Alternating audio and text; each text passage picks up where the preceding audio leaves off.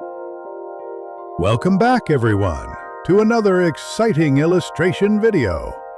Today's artwork brings to life a fiery concept, the tale of a fire-born prince and princess. But here's the twist. This story isn't truly about fire-born twins. Instead, it's a deeper narrative, a saga of friendship, betrayal, and destiny.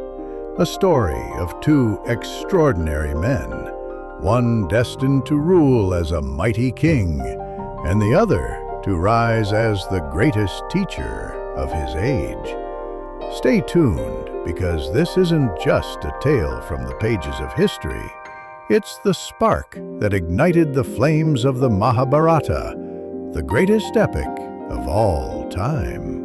Our story begins in the tranquil ashram of Rishi Bharadwaj, surrounded by lush forests and sacred rivers. Here, two boys formed a bond that would shape the future of kingdoms. One was Drupada, the proud prince of Pancha. The other, Drona, the humble son of a Brahmin. In the simple life of the ashram, they were equals, sharing meals, practicing archery, reciting Vedic chants.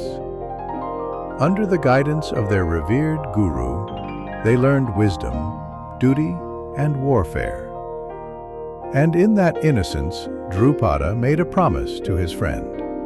Drona, when I become king, I shall share half my kingdom with you, for you are like my brother. Little did they know, those words would seal their fates forever. But time changes everything. When their studies ended, the friends parted ways. Drupada ascended the throne of Panchala, draped in silks and glory. Drona, however, walked into the harsh world of poverty. His family knew hunger, his wife searched for scraps, and one day his young son, Ashwatthama, came home in tears, mocked by other children for not having even a drop of milk. That humiliation pierced Drona's heart like a poisoned arrow, and in that moment of despair, he remembered a promise. Drupada will help me. He is my friend. He will not let me suffer. With hope in his eyes, Drona journeyed to Panchala. He walked into the grand court of King Drupada, not as a beggar, but as a friend seeking help. But the boy he once knew was gone. In his place stood a king, swollen with pride. Drupada laughed and said, "Friendship exists only among equals. How can a king befriend a beggar? Guards, remove this man from my court." Those words struck like thunder.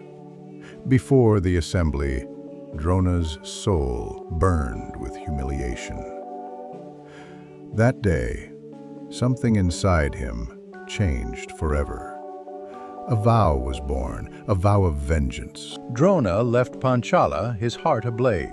He traveled to Hastinapura, where fate awaited him in the royal halls of the Kuru dynasty.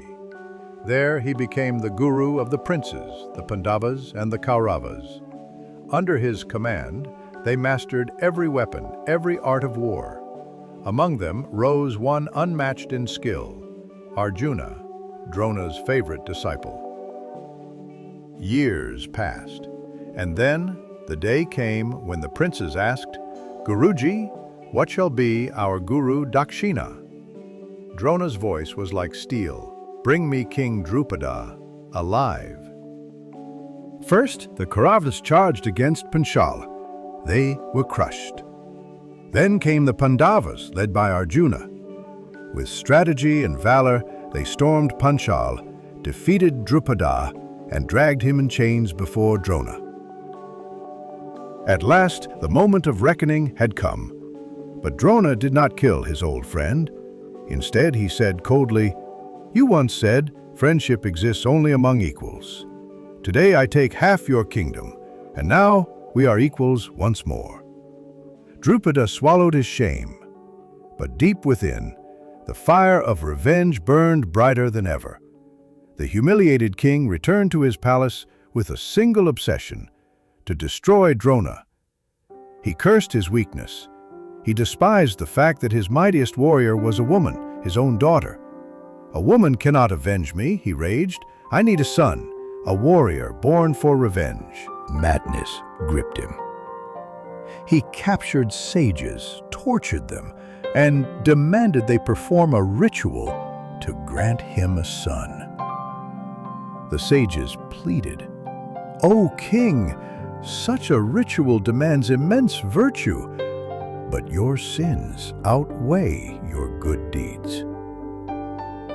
Blinded by wrath, Drupada seized more sages, spreading terror across the land.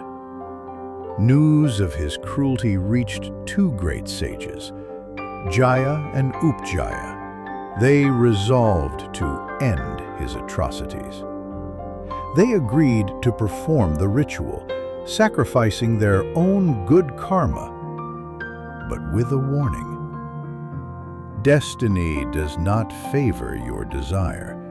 You shall have a daughter, a woman who will change not just your fate, but the fate of Bharat itself. But Drupada's pride was deafening. He wanted no daughter, only a son to kill Drona. And so, they lit the yajna, the sacred fire ritual. The flames roared, and from their depths emerged a child, radiant as the sun, clad in celestial armor. He was named Dhrishtadyumna, born for one purpose, to kill Drona. But the fire was not done. From the same blaze arose a figure of divine grace and unparalleled beauty. Her eyes shimmered like dark lotuses. Her presence radiated destiny. She was Draupadi, Krishna, Yajna, the fire-born princess.